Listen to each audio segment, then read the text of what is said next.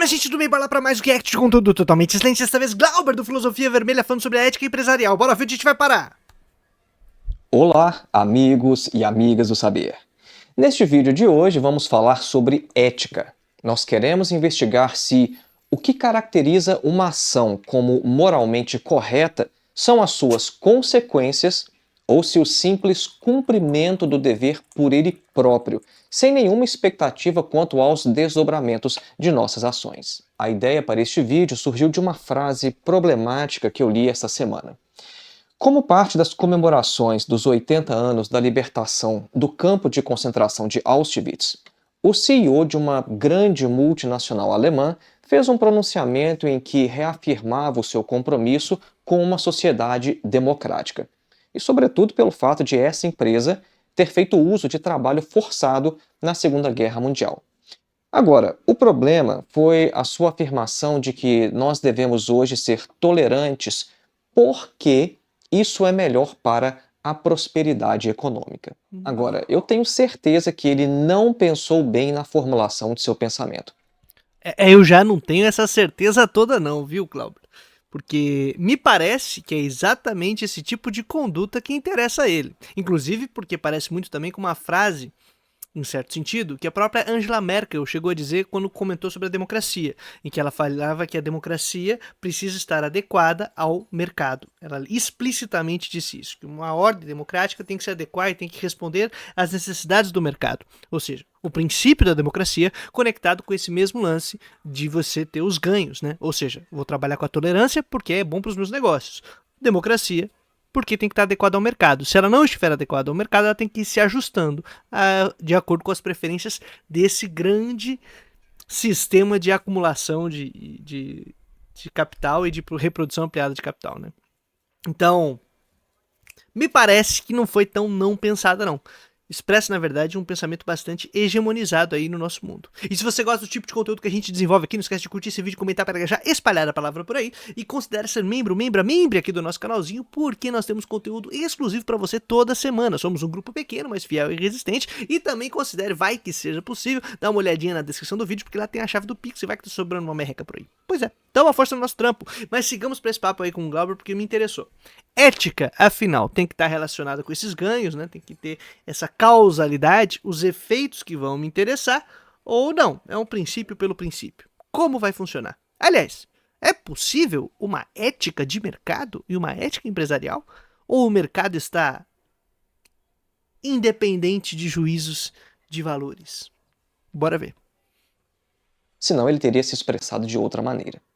Porque vejam, aos ouvidos de todos aqueles que possuem uma educação filosófica básica, colocar um porquê em qualquer imperativo moral suscita grandes problemas. Nós devemos tolerar outras pessoas, costumes, valores e princípios pelas consequências econômicas que isso pode ter em nossa sociedade? Então, o que aconteceria se nós chegássemos à conclusão de que nós seríamos mais prósperos através do trabalho forçado? Nós abandonaríamos a tolerância a fim de alcançar o verdadeiro valor supremo de toda empresa no capitalismo, a saber, o lucro? Nós, eu não sei, mas aparentemente o pessoal que realmente se dá bem com esse sistema parece que sim. É só a gente ver a mudança considerável de postura do pessoal que é CEO das grandes big techs e de grandes empresas, né? Que de repente parou de ser lucrativo fazer a aposta em certo progressismo liberal, então eles mudaram imediatamente a sua maneira de se expressar no mundo, inclusive o tipo de bandeira ideológica que eles organizam. Afinal, o que importa é o lucro. E ele orienta as decisões morais dessa galera. Pelo menos é o que me parece. Nós vamos apresentar neste vídeo duas perspectivas éticas para orientar nossa reflexão sobre este tema. Nós vamos apresentar a perspectiva utilitarista e a kantiana. Nós veremos que para os utilitaristas o que realmente importa são as consequências de nossas ações, enquanto que para Immanuel Kant os desdobramentos de nossos atos não devem ser levados em consideração para decidir o que é correto ou não. Então vamos lá, acompanhe.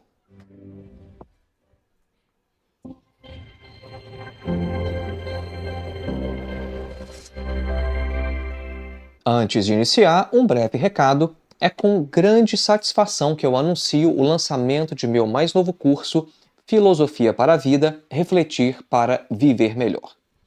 Excelente título de curso e excelente maneira de desenvolver as suas propagandas.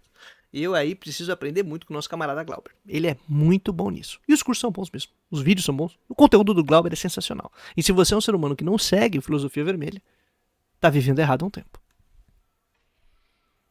A filosofia pode nos ajudar a viver de maneira mais satisfatória. Muitos dos problemas pelos quais passamos têm origem em nossos pensamentos e não de fato nas coisas em si. De modo então que enxergar a realidade sem erros e ilusões pode nos poupar de muito sofrimento. O nosso principal objetivo com este novo curso é apresentar reflexões que lhe ajudem a encarar diversas situações de sua vida de uma outra perspectiva, levando você a um exame profundo não apenas de sua própria alma, mas no sentido da palavra grega psique, né? Psique é traduzida às vezes como alma, mas também de seu lugar no mundo e de suas relações com os outros. Eu acho massa porque é uma pegada da filosofia clínica e é legal, cara. Eu acho que a gente poderia até apostar mais gente que fizesse esse tipo de trabalho, que eu acho muito, muito interessante. Não é o tipo de coisa que eu sei fazer, que eu faria, inclusive, mas eu acho muito massa. E eu só achei curioso o Glauber falando com a maior paz, maior tranquilidade, aquela ataraxia e cuidado, e falando, o problema não tá nas coisas, sua maneira de lidar com o mundo. Aí você olha a camiseta dele, tá escrito terror, e um monte de cena completamente assustadora, né? Com personagens aí de filmes de terror clássico, que é pra você ficar em paz também, no mesmo espírito que ele.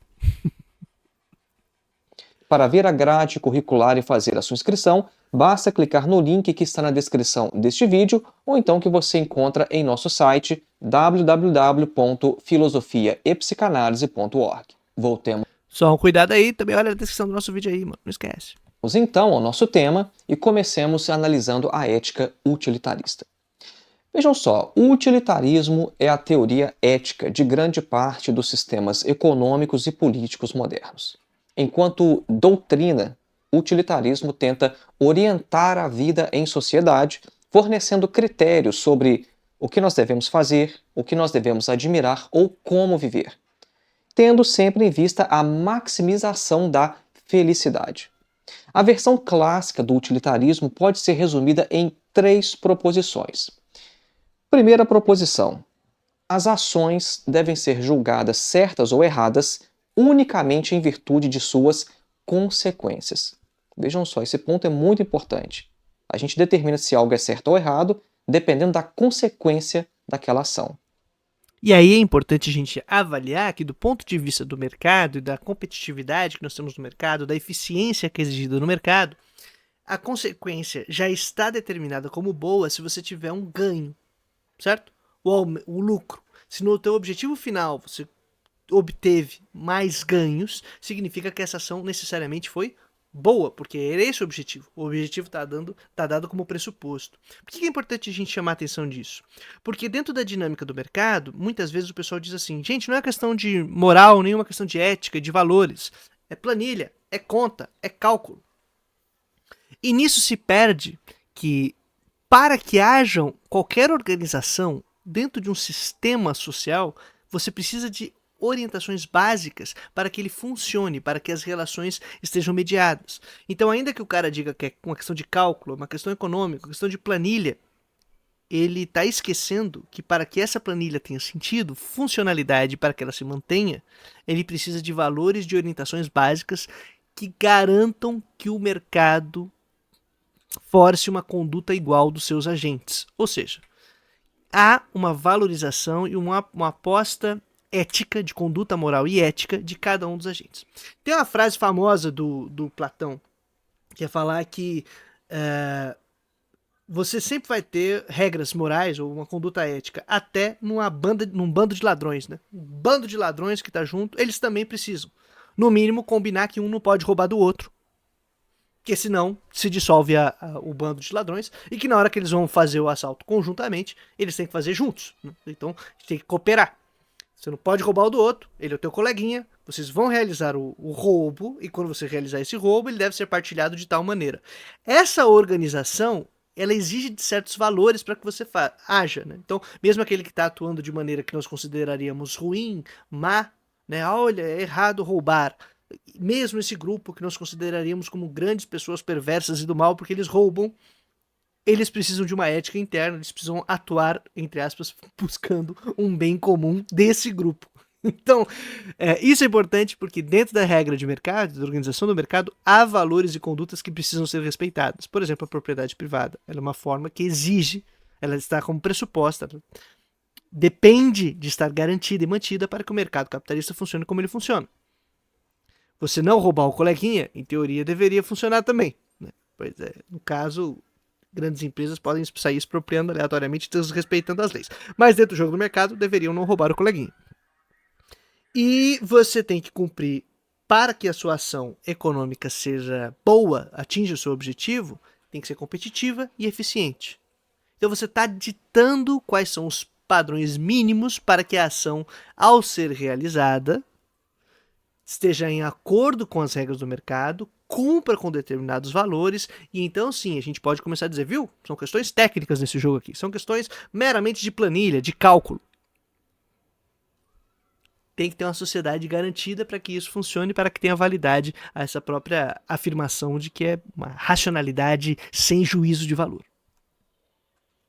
Segundo ponto, ao avaliar as consequências, a única coisa que importa é a quantidade de felicidade ou infelicidade que foi gerada. No caso de... E terceiro ponto, a felicidade de cada pessoa conta como igual. O que nós tentamos resumir agora foi o utilitarismo clássico. Há outras versões do utilitarismo que nós não estamos considerando aqui hoje nesta reflexão. Agora vejam só, diante do que nós colocamos aqueles 3 pontos. Esse princípio de que as consequências são tudo o que importa é um dos principais pontos de objeção a este utilitarismo clássico. E a crítica é baseada num tripé que é justiça, direitos e considerações por razões do passado. Então vejam só como é que a gente pode criticar essa ideia do utilitarismo de que a única coisa que importa são as consequências. Primeiro ponto, a questão da justiça. Porque essa versão clássica do utilitarismo leva a situações em que cometer uma injustiça é moralmente justificável. Como, por exemplo, condenar uma pessoa inocente para trazer felicidade a um número maior de pessoas. Segundo ponto, os direitos. Porque, pelo fato de mostrar que a violação a alguns direitos individuais básicos pode também ser moralmente justificável se esse ato trouxer felicidade a um número maior de pessoas. Então, condenar uma pessoa inocente traz felicidade a um grande número de pessoas? Pois bem, então que condenemos uma pessoa inocente. E o terceiro ponto, há considerações por razões do passado, porque o utilitarismo sempre olha para o futuro, de modo que, se nós quisermos não mais cumprir promessas que fizemos no passado, se o não cumprimento for melhor do que o cumprimento, então está tudo bem, a gente jamais deve manter qualquer promessa que a gente fizer. 95% dos grandes dramas de roteiros de filmes estadunidenses que nós consumimos com bastante frequência, ou mesmo séries, está baseado em crises éticas desse modo aí utilitarista de planejar e pensar o mundo. Pode ver, minha gente, nessas tensões que a gente tem de filmes de suspense, filmes de investigação, de crimes ou políticos que tem aquelas tramas super complexas, bota isso em questão, né? O inocente que vai ser preso, mas ele pode ser preso, se ele for preso, o que acontece como que pode ser uma coisa muito boa para todo mundo, mas não, olha o que vai acontecer. Ou então o lance de que, pô, esse cara aqui, se ele tiver os seus direitos individuais violados, a gente tem garantido uma melhoria para os demais. Olha, a gente pode salvar o mundo fazendo tortura contra esse camarada aqui, essas loucuras assim. E essas tramas vão passando por isso aí. É exatamente a redução da crise, do drama da humanidade é uma questão utilitária. E pra gente tem muita aderência porque nós somos subjugados por um sistema que também funciona sob essas regras. Então, muitas vezes assiste e fica, nossa, que tensão e tal, não sei o que lá, e é um reforço de certo padrão, entre aspas, comum do tipo de orientação ética que nós temos do nosso dia a dia. Nós somos forçados a assumir uma posição bastante utilitarista, bastante pragmática nesse sentido. Tem outros sentidos da palavra pragmatismo. E aí, dentro já do sistema de mercado e desse cálculo de maximização. Então, na hora de fazer essas coisas e brincar desse jeito bastante reduzido de interpretar o mundo, parece que realmente esses são os grandes dramas da humanidade. E a gente fica aí preso e enredado já nesses limites e considerando esses problemas como as únicas questões a serem efetivamente levadas a sério. Pra gente pensar um pouquinho. Outra coisa que parece problemática aqui é essa ênfase na felicidade como a única coisa que importa. Mas veja, Todo mundo quer ser triste, pô. Não, brincadeira. dizer que algo é bom não é o mesmo que dizer que algo é correto. Uma coisa é ser bom, outra coisa é ser correto. A amizade, por exemplo, é uma relação que é avaliada em si mesma e nos traz felicidade porque é boa, não sendo considerada boa porque traz felicidade. Então parece que o utilitarismo mistura as coisas aqui, o que é bom e o que é correto. E outra coisa que podemos criticar nessa versão clássica do utilitarismo. Esse terceiro princípio, como nós formulamos inicialmente, isso é, a felicidade de cada pessoa conta como igual, isso equivale a dizer que todo mundo deve ser tratado igualmente. Agora, isso mostraria que o utilitarismo nos pede para simplesmente abandonar a amizade e outras formas de relacionamento especiais que possuímos hoje, porque o tratamento e os esforços que nós dispensamos a nossos amigos e família, esses esforços não são os mesmos a quem nos é desconhecido. Então, tratar todo mundo igualmente estaria, dessa forma, em desacordo com o senso comum de que nós não devemos tratar todos da mesma maneira. Eu já vou pegar um ponto aí que eu acho que eu concordo com o Glauber. Esse ponto é importante da discussão. Ele não está errado, mas eu tomaria um outro caminho para argumentação. Eu falaria, a gente está abstraindo a materialidade da realidade da vida de diferentes pessoas, por exemplo, num plano social. É óbvio que ele está pegando a questão da relação interpessoal.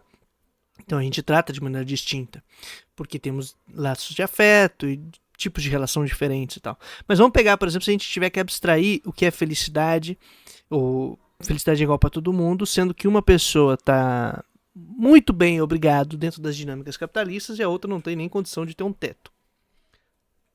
Eu abstraio, né? Eu abstraio essas condições históricas, materiais, reais e lido como se fossem unidades iguais dentro de numa folha de papel em que eu só vou distribuir ou tentar organizar a vida de ambos da mesma maneira para maximizar seus ganhos e tal.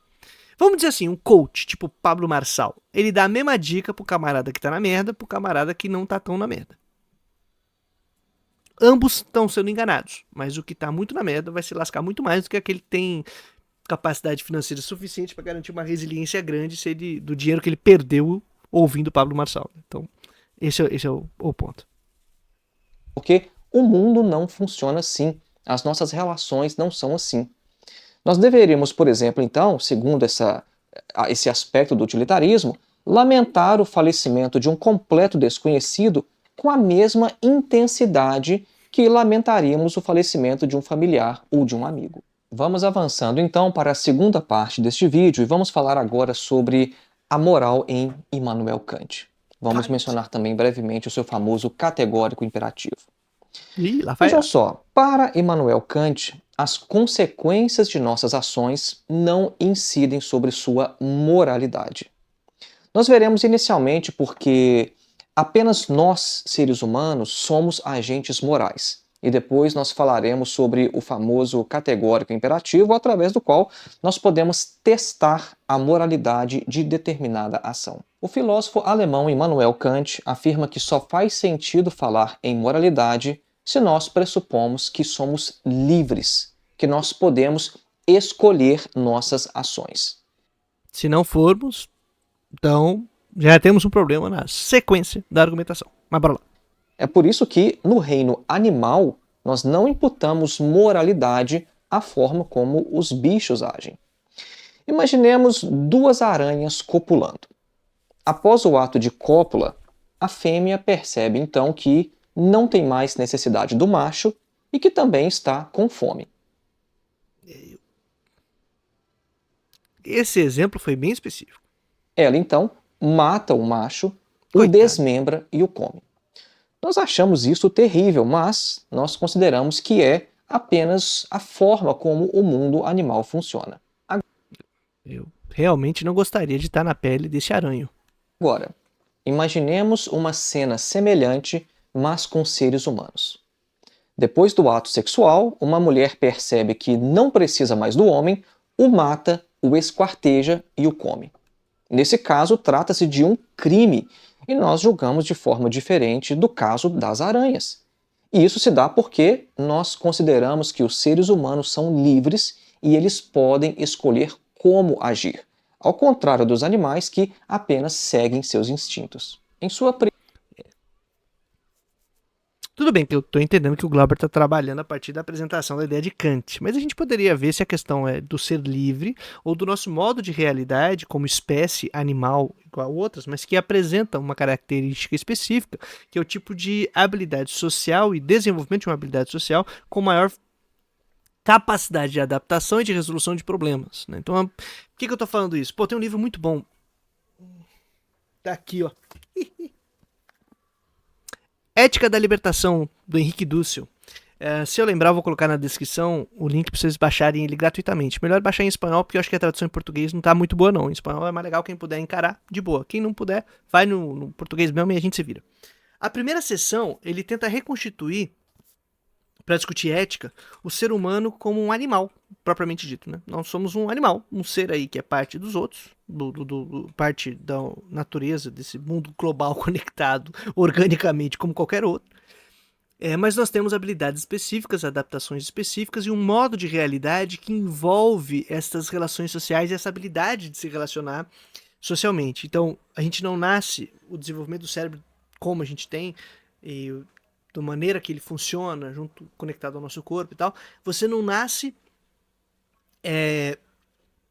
com ele formado, por exemplo, praticamente formado, e operando já dentro de certos parâmetros. Você vai aprender os parâmetros sociais de como você responde a diferentes situações de perigo, diferentes situações em diferentes relações, à medida que você cresce e se desenvolve dentro de uma comunidade. Então, você não nasce falando, não nasce andando, não nasce as coisas, porque é a adaptação que a nossa espécie teve dentro dessa dinâmica, em que essa experiência de você se desenvolver no seio de uma família, de uma comunidade, de um grupo que te ensina a falar, te ensina a interpretar o mundo, te repassa pela memória, pela tradição, parâmetros para você tomar decisões, o que você pode comer, o que você não pode comer, como você deve falar, como se portar. Toda essa construção, ela te deixa mais, entre aspas, inseguro, porque quando você nasce dependente de todos os demais, então é um ser que nasce ali completamente perdido, mas ao mesmo tempo te dá uma maior capacidade de adaptação a diferentes situações e maior capacidade de resolução de problemas. Né? A gente tem mais possibilidades de resolver problemas em relação a outras espécies em determinadas circunstâncias. E aí, esse espaço social, essa construção desse nosso modo de realidade, me parece que é exatamente o que aí está sendo chamado de liberdade. E por isso que a gente vai julgar de maneira distinta. Porque na nossa espécie, no modo como nós vivemos, no nosso modo de realidade, de relação uns com os outros e com o mundo, a gente sabe que existe a possibilidade de não necessariamente reproduzir este ato terrível, que parece que está conectado com a camiseta que o Glauber está usando, de terror, né? Que é um exemplar do feminino da espécie humana se alimentando após a cópula, após a prática do coito, né? Do seu parceiro, ou então parceiro, ou temporário parceiro. Então, ato terrível, e a gente fala, pô, isso aí não faz sentido, porque não é uma necessidade, não é uma adaptação própria nossa. Daria para não fazer, peraí, mano. Então esse espaço, essa margem, chamaríamos de liberdade. Quero só dizer isso pra gente trazer um pouquinho de condições e materialidade pro papo, que eu acho que é legal. Primeira grande obra, A Crítica da Razão Pura, Excelente. Kant demonstrou que nós não podemos saber se o determinismo é verdadeiro. E isso abre a possibilidade para que nós possamos acreditar, pelo menos, que somos livres. E na sua obra seguinte, A Crítica da Razão Prática, ele vai partir deste resultado. O Kant não concorda com o filósofo escocês David Hume quando este afirma que a razão é apenas escrava das paixões. E por isso, Kant quer demonstrar que a razão é capaz sim de estabelecer objetivos e nos dar a motivação necessária para alcançá-los. Kant Motivação e recursos, isso é importante. E é legal isso, esse passo que Kant faz em Crítica a Hume, e que eu acho que a gente pode dizer, como o Dussel trabalha nesse livro que eu acabei de apresentar para vocês, a racionalidade como astúcia da vida. Ele usa essa expressão, é praticamente metafórica, mas é a malandragem, né, meu amigo? A gente, com essa adaptação que a gente teve e foi desenvolvida, né, porque a gente não escolheu desenvolver, ela foi dentro do processo de vários conflitos sem controle ou sem autonomia aparente, né? Tá aí dentro das dinâmicas desta vida, dos encontros e desencontros do processo evolutivo, a gente conseguiu criar uma malandragem própria do nosso modo de realidade, que é a gente conseguir encontrar diferentes resoluções para diferentes circunstâncias. Então a gente consegue estabelecer diferentes objetivos e buscar recursos para alcançá-los. Um grau de imaginação fundamental, né? A gente consegue não só antecipar um projeto, como ampliar esse projeto em níveis de abstração imensos, né? E a gente vai desenvolvendo isso durante o processo evolutivo da nossa espécie, e depois que se estabelecem certas estruturas sociais e comunitárias, essas estruturas sociais e comunitárias começam a ampliar cada vez mais as nossas capacidades e possibilidades de uso desse cérebro, de uso dos recursos que a gente tem como adaptação, né? desses instrumentos que nós temos para permanecer em vida, para sobreviver, sempre socialmente, porque a nossa espécie é uma espécie comunitária. E aí a gente consegue, então, ampliar à medida que essa sociedade se desenvolve, que ela se constitui, que ela vai se transformando, ampliar ou mesmo transformar o nosso próprio modo de perceber e interpretar o mundo e o grau de desenvolvimento de objetivos distintos e possibilidades de alcançá-los. Né? Então, viram uma parada incrivelmente complexa para a gente conseguir entender cada um dos seus meandros, mas que a gente consegue perceber como funcionam os seus nexos básicos. Então, nisso tem sentido a frase de Marx, por exemplo, ou a compreensão de Marx, por exemplo, de que o desenvolvimento do modo de produção e a mudança do modo de produção condiciona o próprio conhecimento e a ciência sobre o mundo. Porque esta dinâmica interativa entre essa sociedade, que é fruto e parte do nosso modo de realidade, e que à medida que nós realizamos os projetos, nós percebemos novos problemas e efeitos não intencionais e criamos novas soluções, e vai ampliando, então, portanto, as possibilidades de manejo e realização desses objetivos que nós estamos criando. É muito massa, é complexo, é interessante, mas isso envolve um grau de materialidade, de problemas que nós temos que enfrentar imensos, e isso é muito legal de ir refletindo sobre. Só para agregar um pouquinho aí no papo que nós estamos tendo com o Glauber. A gente afirma que duas características fundamentais de uma ação moral são as intenções e os motivos que determinam a vontade do agente. As consequências de uma ação são irrelevantes para a apreciação da moralidade de uma ação. De modo que a perspectiva utilitarista, por exemplo, que nós vimos na primeira parte deste vídeo, parte de um erro fundamental. O valor moral de uma ação depende unicamente daquelas características pelas quais somos responsáveis, e essas são nossas máximas e nossos princípios. As máximas são os princípios intencionais pelos quais nós guiamos nossas ações. E os princípios são as razões que temos para adotar estes princípios. Um princípio intencional só pode se tornar uma lei moral, no entanto, se for universal. E uma lei só pode ter validade se também for universal, se servir para todo mundo e não apenas para mim. Aí começam os problemas, né? Lá vamos nós. Então, a universalidade ou a moralidade de uma máxima deve então ter a seguinte forma: eu nunca devo proceder de outra forma como se eu também quisesse que a minha máxima se tornasse uma lei geral. Existe uma outra formulação que é: eu devo agir de tal forma que eu queira que a máxima pela qual eu ajo se torne lei universal. Isso quer dizer que eu devo agir de tal modo que eu queira que todos também ajam assim como eu. Eu não posso abrir uma exceção para mim mesmo. Um exemplo clássico deste princípio se encontra na questão da mentira. Imagine que uma pessoa bata a porta de sua casa fugindo de um assassino. Aí você dá abrigo a essa pessoa. Realmente a gente tá aqui no nível do filme do terror, né? Já foi a cópula que termina com canibalismo e agora nós estamos fugindo de um serial killer. E ela lhe pede então para não contar ao assassino que está escondido ali, porque Não conta. se essa pessoa for encontrada, o assassino a matará. O que você faz nesse caso? A maioria de nós diria que nós devemos contar uma mentira a um assassino para salvar uma vida. Mas Kant não pensa assim. Kant não tinha amigos, é por isso. Este é um exemplo polêmico de Kant. Ele afirma que nós devemos agir tendo como motivo unicamente aquilo que é certo, porque as consequências de nossos atos não nos pertencem, não estão sob o nosso controle. Nós não devemos nunca mentir, porque se a mentira fosse universalizada, ninguém jamais esperaria que os outros dissessem a verdade. E as próprias mentiras perderiam a sua efetividade. Não faria mais sentido mentir. Então, contar uma mentira para alcançar meus fins significa abrir uma exceçãozinha para mim mesmo, o que é a pedra de toque da moralidade. Mentir é errado em qualquer circunstância, segundo Kant. Aí o problema é que no caso não seria pra eu me dar bem, né? A mentira seria pra proteger a vida de outra pessoa. E aí entra o problema. E eu gosto de um filósofo, só pra polemizar aqui, chamado Emmanuel Levinas.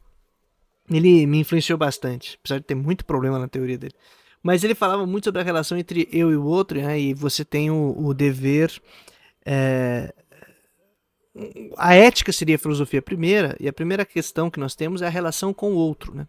De uma pessoa frente à outra. E ele pensa sempre na dinâmica entre duas pessoas, indivíduos, diante um do outro, e a responsabilidade que você tem diante da vida do outro. Um monte de coisa entra aí no problema, um monte de coisa muito mais complexa do que isso que eu estou falando, mas ele chega num ponto de dizer que a grande questão é que essa relação funcionaria como ética apenas entre duas pessoas. Quando aparece a terceira, a gente tem um problema da política, começa a política, que é uma relação entre mais de um, em três, então você não tem como estar focado só naquela pessoa com quem você é responsável, você vai ter que dividir a sua atenção, você vai ter que estar ali trabalhando com regras que vão para além dessa responsabilidade que você teria com o outro infinitamente. Então quebra essa tua responsabilidade e você começa a ter que mediar a relação entre mais de um. E aí, para o Levinas, então, a política tem um sentido extremamente negativo, que é você ter que limitar essa responsabilidade que você tem com outra pessoa. Quando aparece o terceiro, você começa a ter problemas. No caso ali que a gente tem do assassinato, ou potencial assassinato, o assassino perseguindo uma outra pessoa e você tem que tomar uma decisão. Falar verdade ou mentira e tal, não sei o que lá. Eu tenho responsabilidade pela vida de outra pessoa. Quem está em risco nessa situação? Pô, o cara que vai morrer. Então, eu deveria mentir, quebrar essa conduta para o assassino, para proteger a vida dessa outra pessoa, porque eu tenho responsabilidade com ela e com a vida dela. Pô, esse papo que eu fiz todo a partir dessa estrutura que o Glauber trouxe pra gente, é para dizer, existe um critério presente aí, que é um critério material com pretensão universal, que é a responsabilidade pela vida, pela condição de vida da outra pessoa. Eu garanti que ela possa viver, que ela tenha a possibilidade de se manter em vida.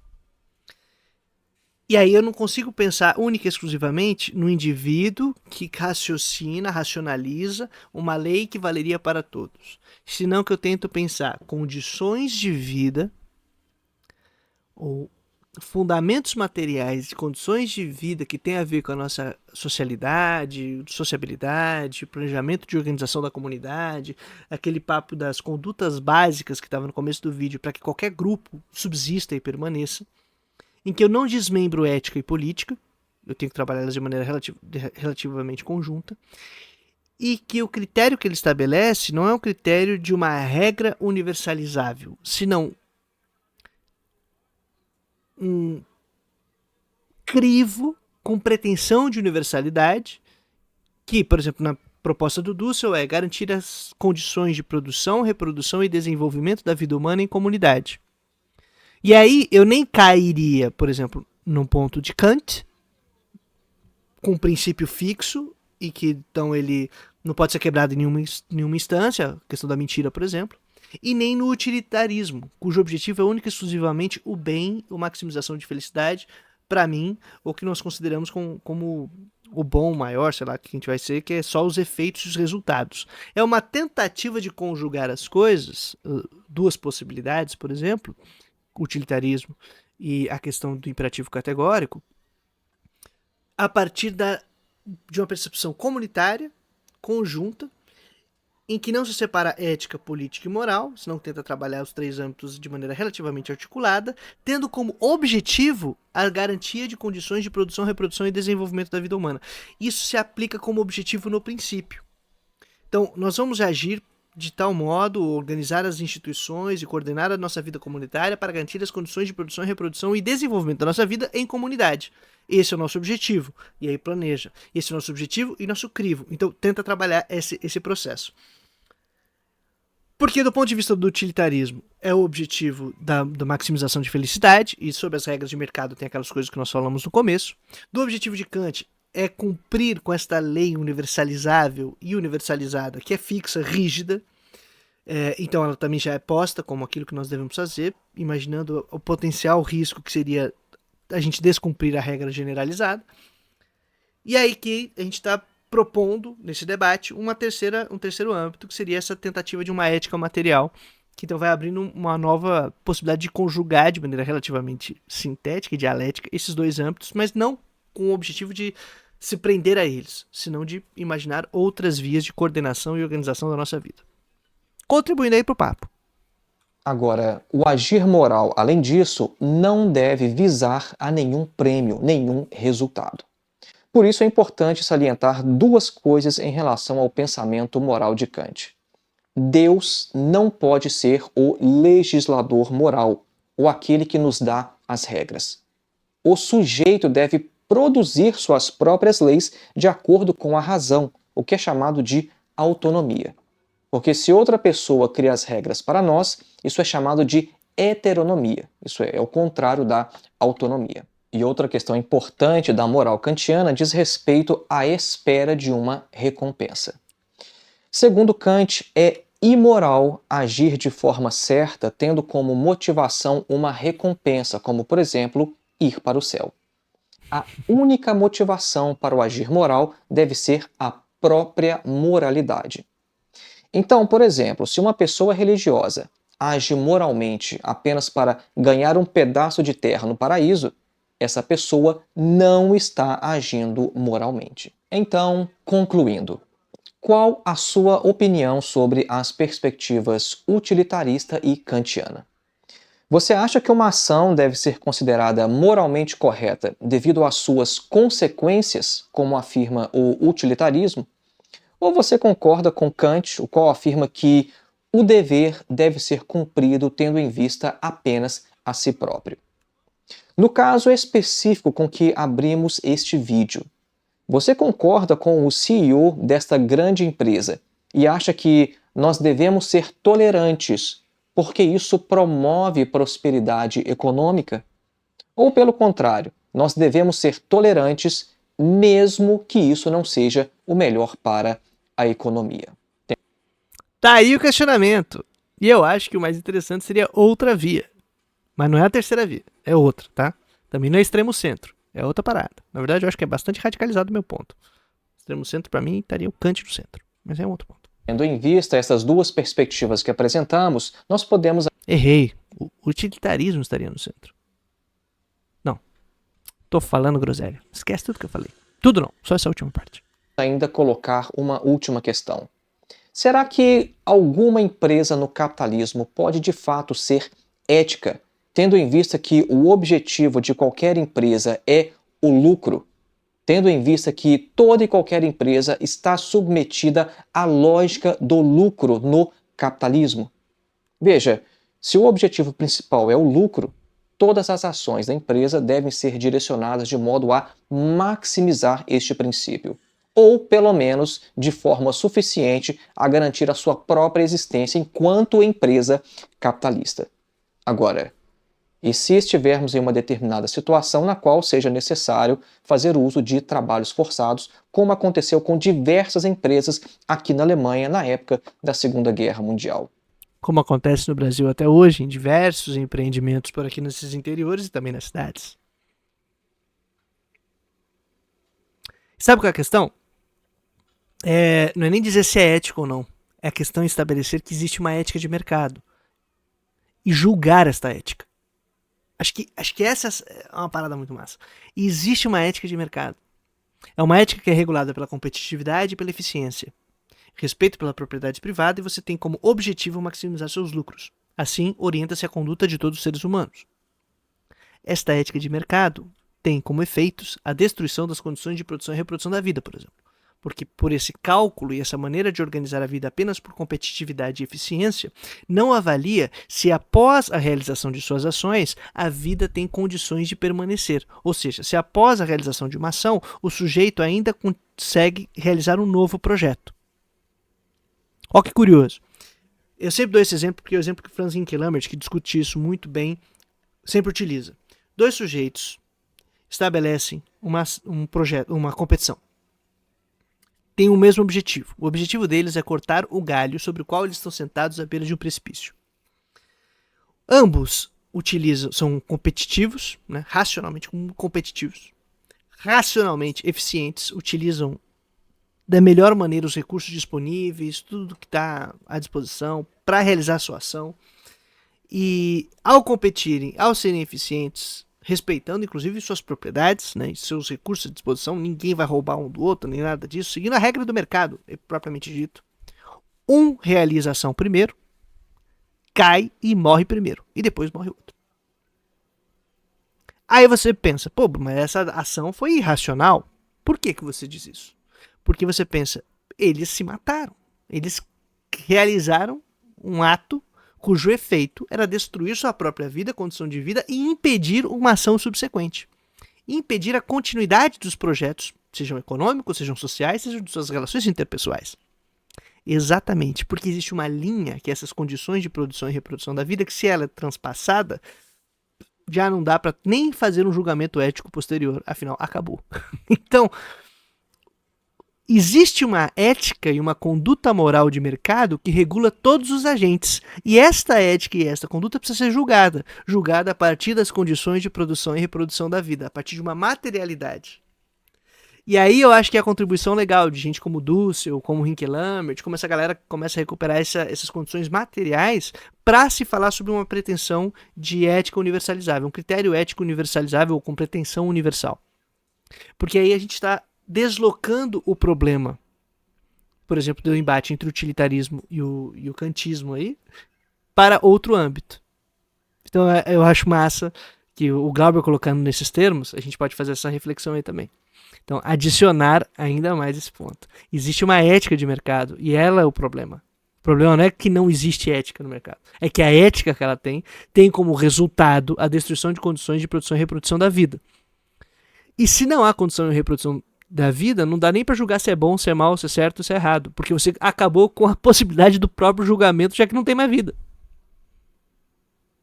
Qualquer posição posterior precisa, a princípio, garantir essas condições. Seria essa a provocação e o ponto interessante da gente seguir no papo.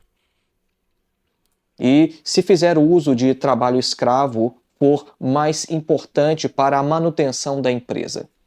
Será que alguma empresa no capitalismo pode de fato ser ética? Nós temos que tomar cuidado com o uso desta palavra, do termo ética, porque na maior parte das vezes esse termo quer dizer apenas um guia de conduta arbitrário.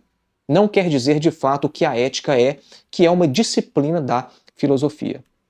Isso é muito importante colocar, porque há alguns termos, algumas palavras que surgiram na filosofia e que fora da filosofia tem um outro significado. Não...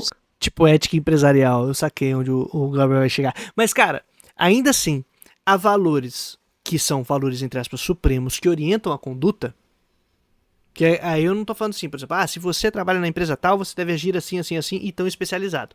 Nós estamos falando de valores universalizáveis, no caso que eu trouxe da competitividade e eficiência a respeito da propriedade privada.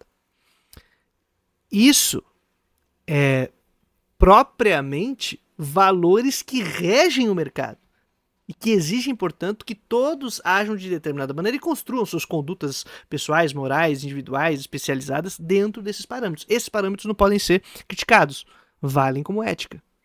Joguei aí pra ver se você concorda ou não. Se você não concorda com o que eu disse, comenta aí. Ofende, discute esse vídeo. Não dizem respeito a praticamente mais nada do que queriam dizer respeito na filosofia de fato. São os termos, por exemplo, estética e ética. Todo mundo usa o termo estética com diversos significados para expressar as mais diversas coisas, mas a estética é uma área da filosofia, assim como a ética. De modo que nós temos que tomar muito cuidado com isso. Uma empresa pode ser ética. Muitas vezes o que eles estão chamando de ética não passa de um guia de conduta totalmente arbitrário que o determinado CEO simplesmente tirou da própria cabeça e deu o nome de ética. Agora eles usam também a cultura da empresa. Essa é a cultura da empresa. Puta. Ai, que vontade de morrer. Deve agir assim porque para nós, para a nossa empresa, o certo é agir assim. Agora, isso de fato é certo? Um guia arbitrário? Será que isso de fato é ética? Existe uma ética empresarial? E lembrando, mais uma vez, inscreva-se em nosso curso Filosofia para a Vida, Refletir para Viver Melhor. O link está na descrição deste vídeo, assim como o link para os nossos outros cursos, Introdução à Filosofia, Crítica da Religião e a Filosofia de Karl Marx. E outra forma fácil de contribuir com a manutenção deste trabalho é fazendo qualquer contribuição através de nossa chave Pix, a qual é o nosso endereço de e-mail, filosofiavermelha@gmail.com. Um grande abraço e até o próximo. Até o próximo, querido Glauber. E você também vai poder olhar na descrição do nosso vídeo o canal do Glauber, se você se interessou pelo trampo do cara. Se você não conhecia, você tá errado, então deveria estar lá conhecendo. Vai ver as paradas que ele faz, os cursos e tal, não sei o que lá. E também considere ser membresia aqui do nosso canalzinho, porque nós também temos nossos cursos na área de membros, pra você que chegar por aí, beleza? E não esqueça também de olhar a nossa chave do Pix, porque vai que tá sobrando uma merreca aí. E aí você falou, pô, vou ajudar o Glauber e o Bruno. 5 centavos pro Bruno, 10 pro Glauber. E aí pronto, tá tudo certo. Beleza? De todo modo, gente, seguimos aqui trazendo a boa nova todo dia útil. Até a vitória final. Valeu!